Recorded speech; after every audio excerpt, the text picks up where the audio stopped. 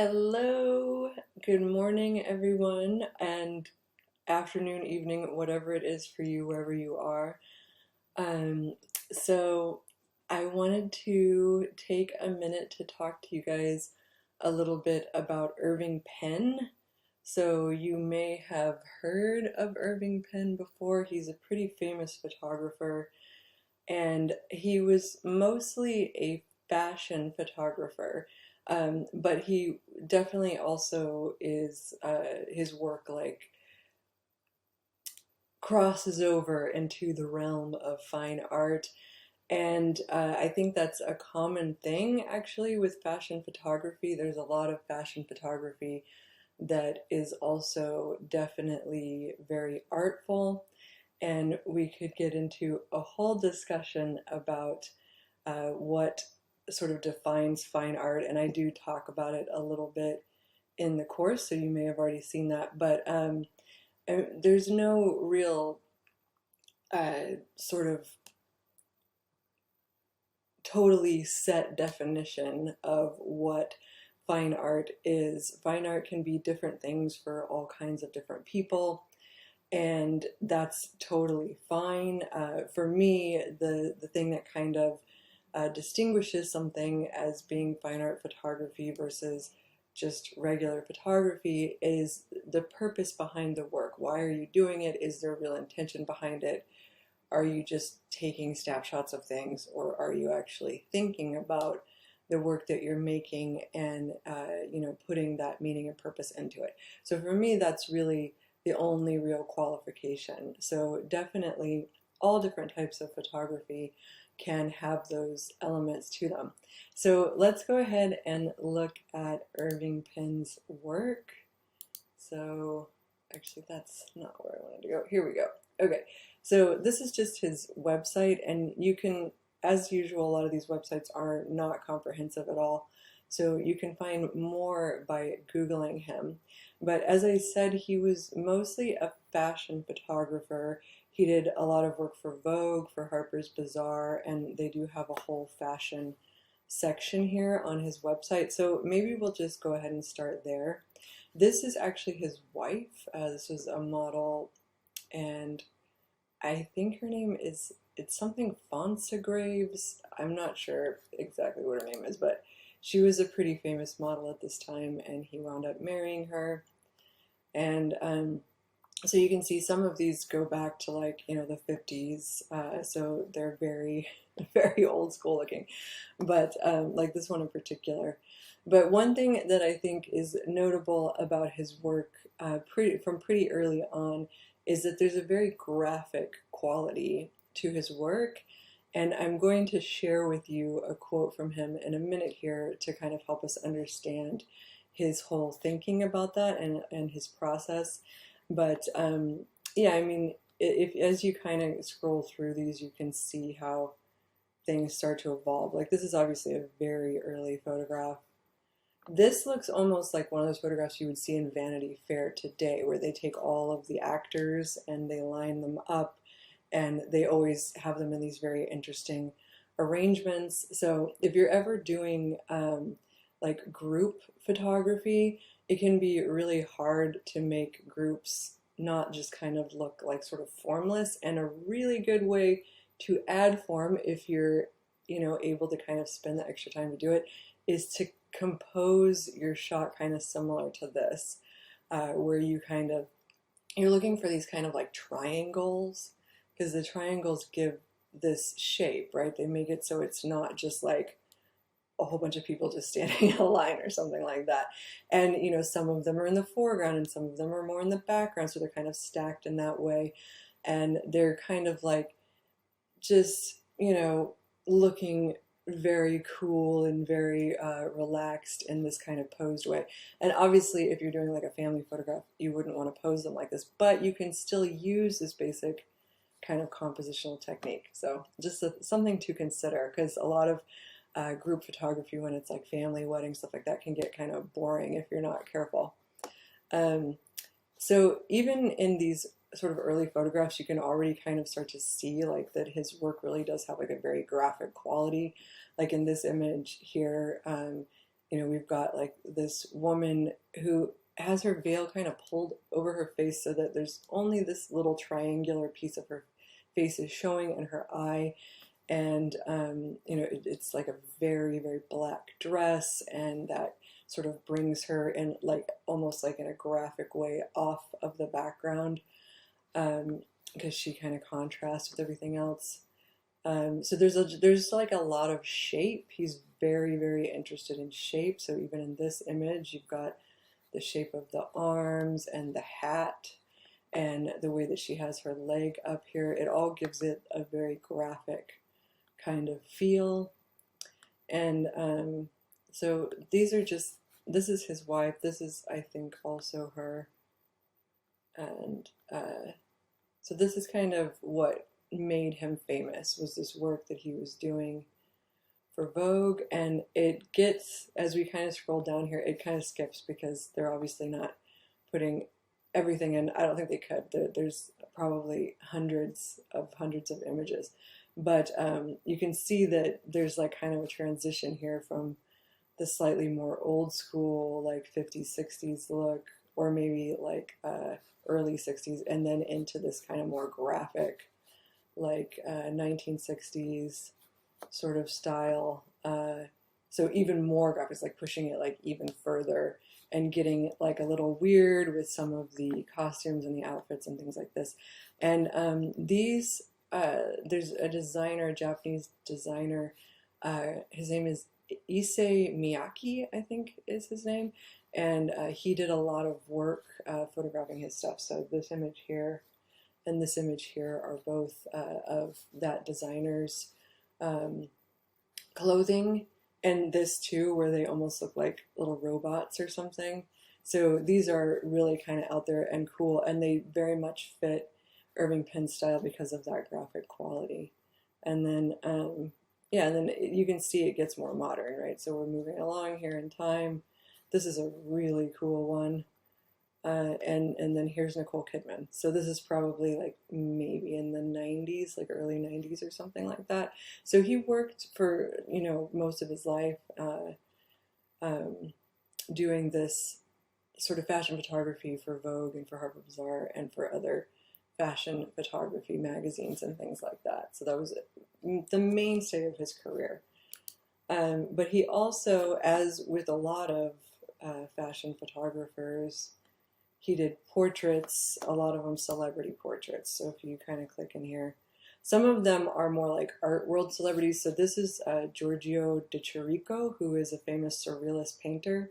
So if you don't know about him, you should look him up. He's like pretty important to the surrealist movement. This, I think, is John Cage? So John Cage is a pretty famous composer. And I'm not sure who these people are, but we'll have to click on them to find out. Here's Salvador Dali, so that one we know.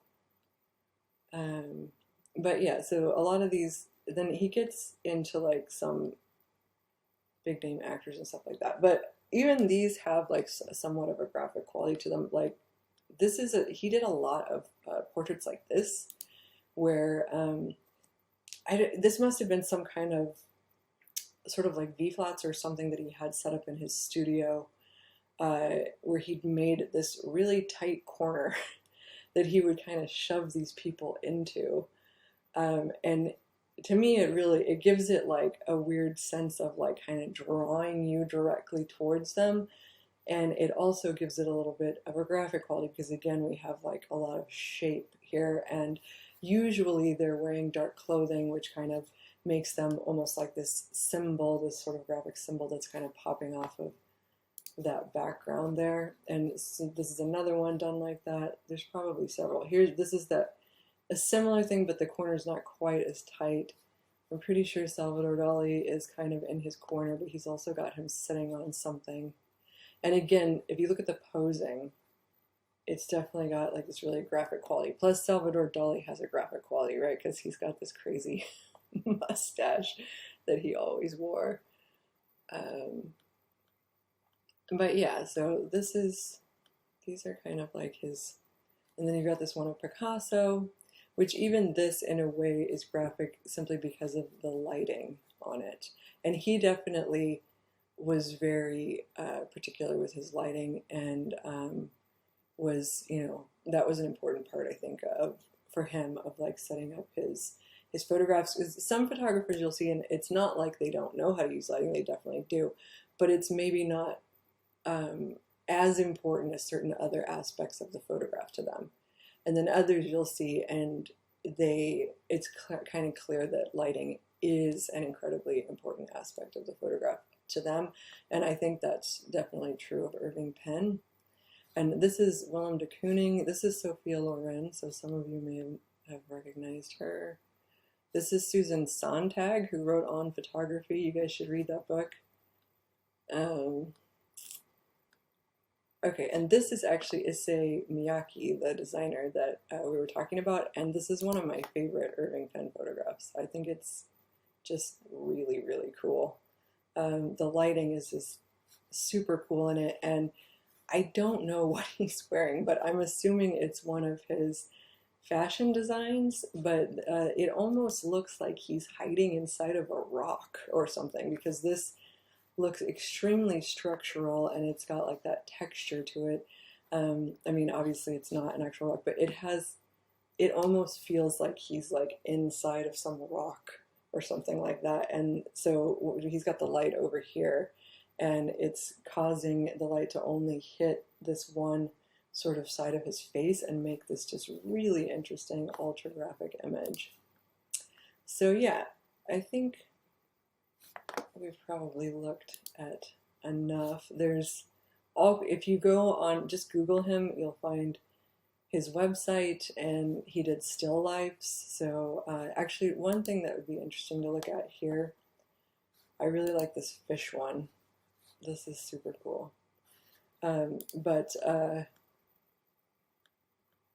he did a lot of flower photographs. So one thing that I've noticed is that, and this is true of everyone, I think early on when you're first exploring photography, taking pictures of beautiful things like flowers and things like that can be very tempting, because it's like an easy way to find like a really pretty subject to photograph, which is great. But I do think that flower photography is, you know, everyone does flower photography, so it's going to be really, really, really, really difficult for you to stand out making flower photography, because it's just so ubiquitous. It's like everywhere. But if you're looking at good examples of doing that, Irving Penn's flower photographs are some really good examples, because these have, again, that ultra graphic quality. So it's like you're taking, this to me almost looks like a smear of paint, or even a paintbrush itself. It's super contrasty, and he's added the dew drops. He probably just sprayed it with a water bottle or something like that. And it has like this super graphic quality. He's got it on the super light background, so it just completely pops off of the background, and you're just really noticing the shape of the flower here. And the same in this one. And this is on a solid, what they call a seamless white background, which means that the background is so white that it's gone completely white. So there's no detail in the highlight areas in the background of this image. It's just totally white. And it really makes the flower kind of pop off of there. And he's doing it in an unusual way. He took a photograph of the back side of the flower, which you don't really see that often. Usually people focus on the sort of bloom part, the front with the little petals, and the center that kind of has all the pretty shape to it. But this is also interesting, and it's just a different way. And here we go again. So these are just super graphic. Like, this is all about the shape of this sort of bud here, and this is a thistle, I think. So if you're interested in kind of pursuing that kind of photography, I would suggest that you look up his flower photography. He actually has an entire book on of flower photography that he did, so that would definitely be something that would be a worthwhile investment if that's something that you're interested in. Because again, if you're going to go that route, you're going to really have to find a way to make some truly unique work if you want it to stand out. Okay, so I wanted to kind of read you guys a quote from him, and I'm actually going to give you a link to where I found this, and it's kind of a good resource for looking up different things about various photographers. But he was a part of this MoMA symposium, and this is what he said. The modern photographer is very conscious of the time element in the viewing of his work. He knows that his communication must be made quickly. He knows that his picture may as often be seen hurriedly in a dentist's waiting room as in a soft chair after dinner. In consideration of this time element, the modern photographer has learned the economy of means of the graphic artist. So here he's specifically referring to the graphic quality of his work. And I think it's interesting how he's talking about this time element, because this was in, I think, like 1950 that he was at this symposium. So this is quite a while ago. But he's already kind of foreseeing something here about the current state of photography, because he's recognizing that in order to create something as part of an advertisement campaign, you have to immediately grab the viewer's attention, right? Because if they're just sitting at the dentist's office and kind of quickly flipping through the magazine, unless something just instantly kind of pulls them in, they're just going to pass over it. So that to him is why he has this super graphic quality, because he's really trying to like give it like this sort of emphasis that when you see it, it's like you have to stop and look at it for a second. And he recognizes that this is sort of essential to the nature of the work that he does. And I think if you fast forwarding to now, it's maybe even more essential in certain ways, because we're bombarded by images every single day. We scroll through Facebook, we scroll through Instagram, everything we look at online is just images, images, images, images. So we're kind of so inundated with images that we oftentimes don't even really look at them anymore. It's like, I guess, like white noise or something. It's just background noise that is a part of your life every day that you've kind of learned to tune out, because you can't focus on that many things. If you tried to do that, you would be in trouble. You would be driving yourself crazy. So it's important, I think, in our current state of affairs to consider the fact that your images really do need to have something that kind of will make the person stop and say, oh, I need to look at this for a second. Because without that, it's just not going to get recognized. It's like whether it's through these kind of more, I guess, academic, like fine art sort of venues and things like that, or just through people scrolling on Instagram, there's still this sense of like this total saturation of the images that people see. So you really should be thinking about how you're going to create work that does kind of stop people, and like they'll say, like, if you're talking about social media, how are you going to stop the scroll? Which I don't love when people say things like that, but it's true, to a degree it's true. It's like, how are you going to stop people from just scrolling through Instagram? Like, what's going to make them say, hey, I want to stop and look at this one for a second?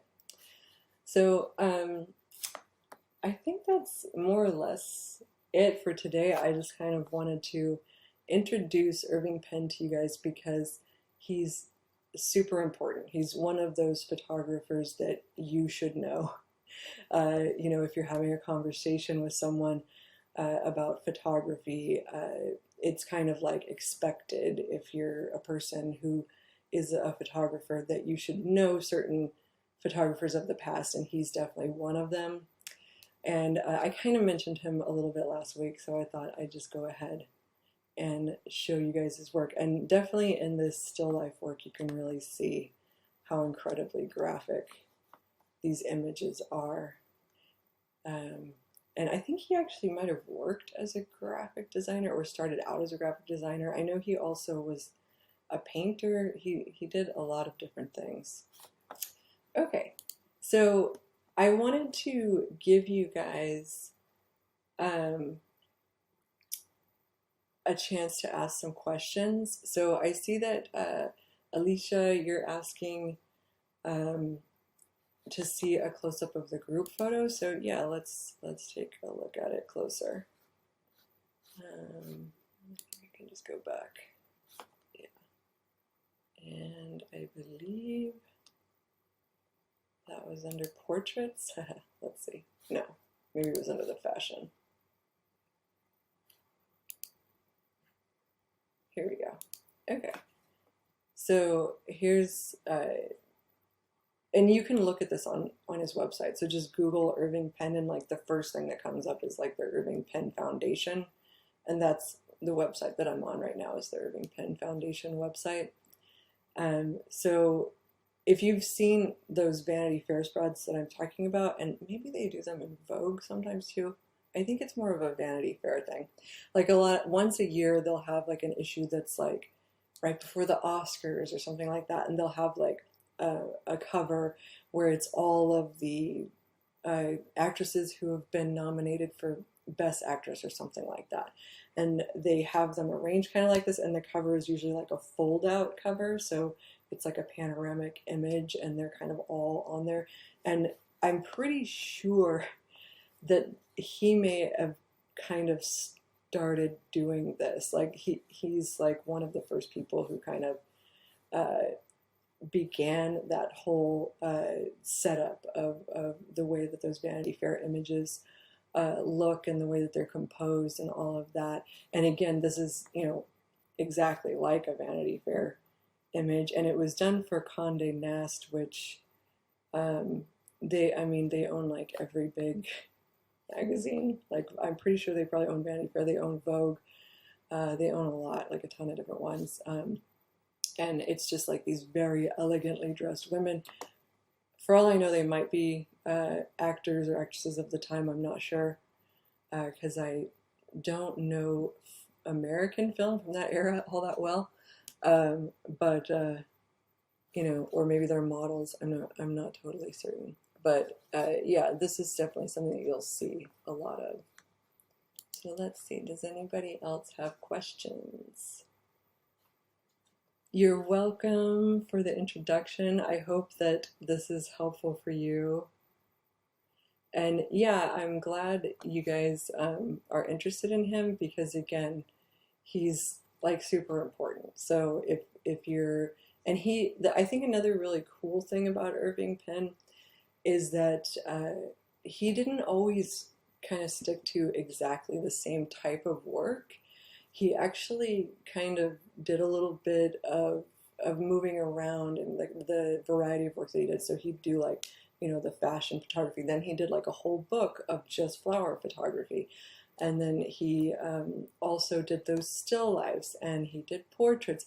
And it's not like other photographers don't kind of mix it up in that regard, but stylistically his work kind of changes a little tiny bit with each different thing that he does. It's all still quite obviously Irving Penn style, but it also has this element of kind of, he has a little bit of a chameleon kind of quality to him that I think is interesting, because a lot of times that's kind of looked down upon, which I think is unfortunate. But I also understand why, because it's important to focus, because you can't really get good at something unless you're willing to focus on it and do it for long enough to get good at it.